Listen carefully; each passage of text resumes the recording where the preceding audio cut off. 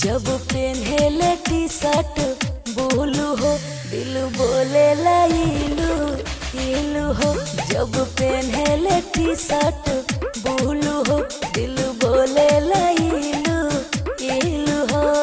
झाड़ी के केसिया लगाई के चश्मा चलस तो नजर ना हटे राम।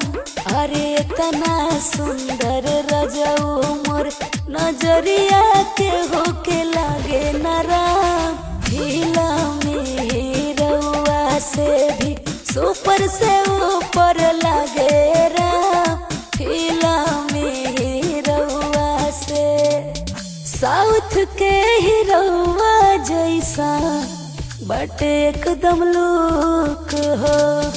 देखो ते ही करे जा करे लागल धूक धूक हो। डर लागे कि केहू न पटावे हो अपना प्यार के जाल में फंसावे हो।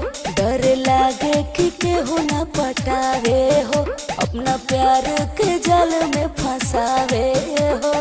मोछिया पताव देके निकले बहरवा शेर नियन जब चले राम। अरे इतना सुंदर रजऊ मोर नजरिया के होके लागे न राम। हिला में रउआ से भी सुपर से ऊपर लागे राम।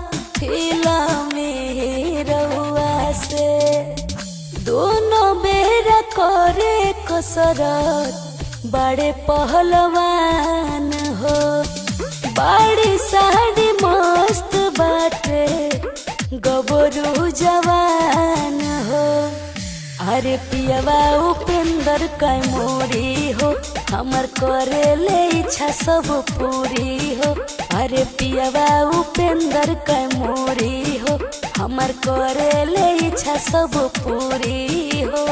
ममता मोरा के खुशी देवे में कमी न कवनो करे राम।